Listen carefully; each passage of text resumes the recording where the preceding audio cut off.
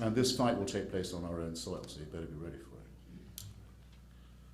It's not a matter of democracy just in the Middle East. We're being asked, we will be asked again, being asked in Western Europe and as near to here as Ontario, whether maybe Muslims should have separate courts for Sharia, and whether we should amend our practices of free speech and free inquiry in the academy and elsewhere so as not to offend them. And don't you think that this demand is going to be dropped? It's not going to be.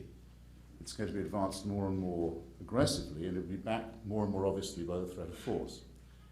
Not one, I'm ashamed to say it on behalf of my profession, not one American newspaper or network agreed to show those Danish cartoons, for example, even as an objective news story. Here, in a media which, let's face it, is pretty much image-driven now, not exactly word-dominated. The image is all, here's a big fight about an image. Well, what image? We're not going to tell you. Now, I know these people. I know the people who take these decisions, and I know it wasn't out of respect for Muslim sensitivity. It was out of sheer fear. In the United States, publishers of CNN, Washington Post, people I talked to, openly saying they were afraid to do their jobs, and plausibly so, and crying before they were heard. So don't think it hasn't started. You either have to get used to it or say you won't put up with it. You have to, and there's not much wiggle room, I think, between these two. Please comment on President Bush's use of the word Islamofascism. It's one of the terms he's tried out because we haven't got yet, maybe we don't need a name for the war. There are some on the right who are calling it already the Long War with capital L. Let's just call it that, the Long War. Something about that is sort of bleak and economical slightly appeals to me. It's obviously, I don't need to waste any time saying why it's not a war on terrorism. It wouldn't be true to say it's a war with Islam because it's the product of a civil war within the Islamic world where the extremists are trying to conquer first their own side, their own people, their own co-religionists, that's to say. Just as most of the victims of the Taliban were Afghan, not American. And most of the victims of jihadism in Iraq are Iraqi, not American. They hope to reduce their own population to slavery, and they hope to do it partly by impressing them with their willingness and ability to fight with us. So to encompass all that in a word is very, very difficult.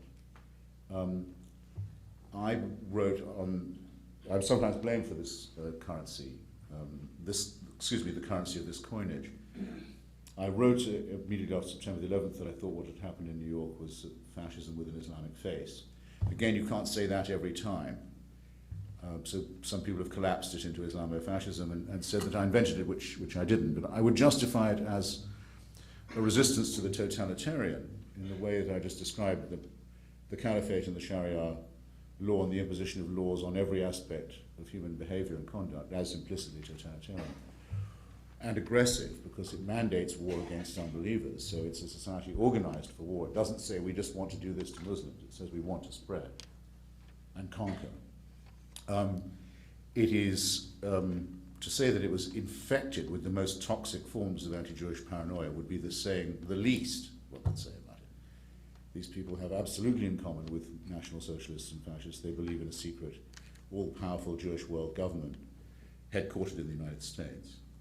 That they believe in the worship of one leader and the study of only one book strikes me as suggestive as well. The alliance that it allows between the extremely rich and the extremely poor and downtrodden is an exact replica of the exploitation of unemployment and misery and ignorance by the powerful cartels and generals and aristocrats in Germany and Russia and, Germany and Austria and Italy. Speaking the language of populism when it suited them. It strikes me almost classically fascistic, and I'm sure that now I've got this far, some of you can think of some parallels as well. It's not at all like fighting the Cold War. You're not up against an enemy that understands self-interest and self-preservation. Indeed, the most frightening and I think the most reassuring thing about it is that, like fascism, it's extremely irrational. It has a cult of death, for example. It's not by accident that suicide is its most consecrated act, its most exalted act. It is highly superstitious and irrational.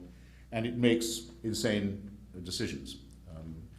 I don't think that any one of bin Laden's acolytes can now really wish that they had attacked the World Trade Center. They didn't know that within a very short time they would lose the two governments in the region that most favored them, that so many of their militants would be dead or in prison or on the run. They expected the United States to buckle very easily. That's why it's very important.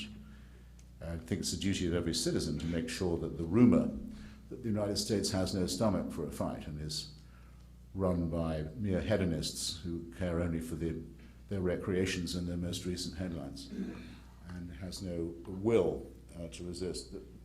It's very, very important that everyone think of their own way of disproving that proposition. Is the United States an empire? And if so, what kind of empire is it? I've always argued that yes, it is an empire, and both in the positive and any of the negative sense of that term. Empire of liberty was what Jefferson wanted to call the United States. It was one of his terms for it.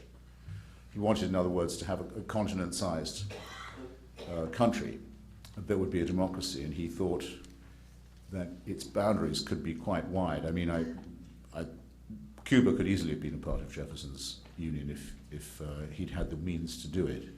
Sometimes wonder if it wouldn't have been better than having Cuba as a semi-colony, which was the solution actually adopted. That Cuba got batted around between different empires and had no real autonomy or independence of its own, could always be invaded or have a puppet government installed against which it rebelled, and making the full step of transforming that into a Stalinist state. I mean, really, I can't think how Cuba could be any worse off if it had been American to begin with, but American imperialism of the other kind that just says, well, we'll treat Cuba as a semi-colony as part of our backyard, has been a complete disaster. So in either declension of the term, empire is involved, yes. It means that you feel you have a right and sometimes a duty to interest yourselves in the societies and the economies of others. You have to be quite an arrogant son of a bitch to think that, but I mean, where would America be without arrogant sons of bitches?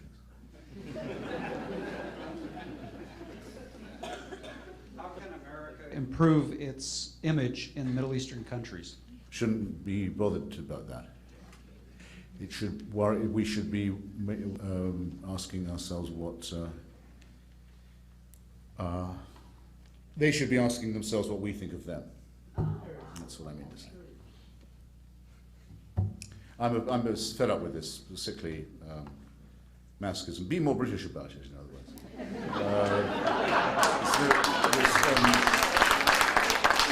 I mean, my line on this very simply being that it's absolutely no better to be English, absolutely no better, but really absolutely no worse. Okay, and you don't have to worry about whether people like you or not. It's contemptible to keep asking yourself. It's like people taking opinion polls all the time. In mid-speech, they're saying, "Could I just interrupt? Is this speech making a good impression on you or not?" Because I'm worried about my approval rating. I mean, we use these terms, we're making a rod for our own backs. No, have a little self-respect and allow yourself to think that people who don't like you are probably jealous, okay? Could be true. Could be true. Returning to Jefferson, there's an interesting question about the embargo of 1807. Why did Jefferson pursue that embargo so strenuously?